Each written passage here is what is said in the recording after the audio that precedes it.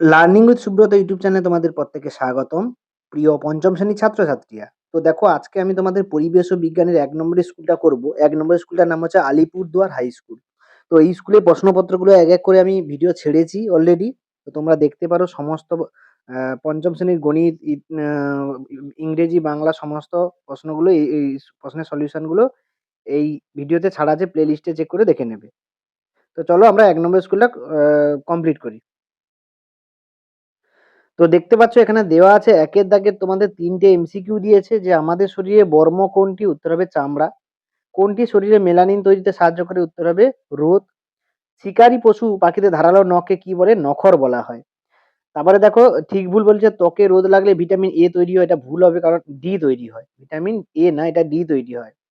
তারপর দেখো মানুষের দেহে হাড়ের সংখ্যা ৩০৬টি, এটা ঠিক এবং ছোট বাচ্চাদের ৩০৬টি হাড়। গন্ডারের খড়গ আসলে জমাট বাঁধা পালক, ভুল। জমাট বাঁধা চুল। তাদের যে মাথায় যে খড়গ থাকে, যার জন্য চোরা শিকার হয়, সেটা হচ্ছে জমাট বাঁধা এক প্রকার চুল। সেটাকেই খড়গ বলা হয়। এরপরে দেখো ড্যাশ পূরণ দিয়েছে, নখ পরিষ্কার রাখা ও কাটা খুব দরকার।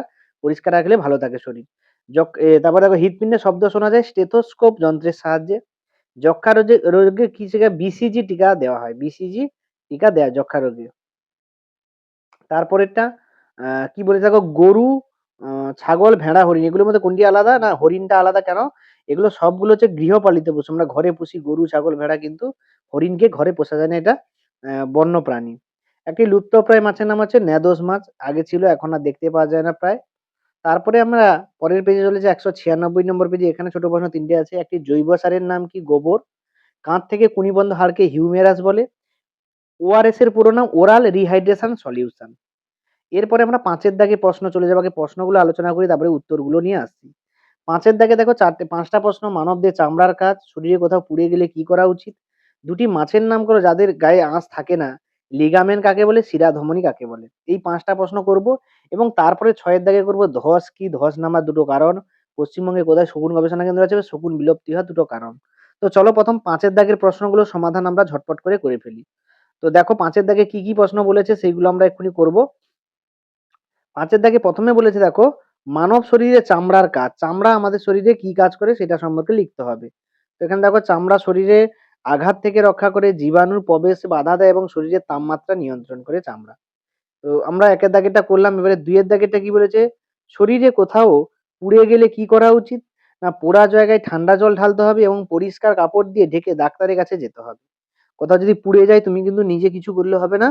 তোমাকে প্রাথমিক ঠান্ডা জল ঢালতে হবে সেই জায়গাটা, পরিষ্কার কাপড় দিয়ে ঢেকে রাখতে হবে এবং ডাক্তারের কাছে অবশ্যই তোমাকে যেতে হবে। তারপরে প্রশ্ন কি বলেছে? ২ টি মাছের নাম বলো যাদের আঁশ থাকে না। মাগুর, শিঙি এগুলো হচ্ছে আঁশবিহীন মাছ। লিগামেন্ট কাকে বলে? ২ টি হাড়কে যুক্ত করে যে শক্ত বন্ধনী তাকে লিগামেন্ট বলা হয়। অর্থাৎ দুটো হাড়কে যার দ্বারা যুক্ত থাকে তাকে কিন্তু লিগামেন্ট বলা হয়। তারপরে প্রশ্ন, শিরা ও ধমনী কাকে বলে? যে নালী হৃদয় বা হৃৎপিণ্ড থেকে রক্ত বহন করে তাকে ধমনী বলে এবং যে হৃদয়ের দিকে রক্ত আনে, এটা হৃদয় লিখতে পারো বা তোমরা হৃৎপিণ্ড লিখতে পারো। হৃৎপিণ্ড বানানটা কঠিন হবে বলে, যেহেতু তোমরা 5 এ পড়ো, আমি হৃদয় দিয়ে বুঝিয়েছি। হৃদয় মানে হৃৎপিণ্ড, যেটা আমাদের বুকের বাম পাশে থাকে। তো শিরা হচ্ছে রক্ত আনে এবং ধমনী হচ্ছে রক্তটাকে ছড়িয়ে দেয়। তারপরে প্রশ্ন দেখো ৬ এর দাগে ছিল ধস কি? ধস নামার দুটো কারণ। তো দেখো পাহাড়ে মাটি বা পাথরে হঠাৎ নিচে নামা আসাকে ধস বলে। ধসের কারণ হচ্ছে অতিরিক্ত বৃষ্টিপাতের ফলে ধস হয় এবং গাছ কেটে ফেলার জন্য ধসটা কিন্তু নামে।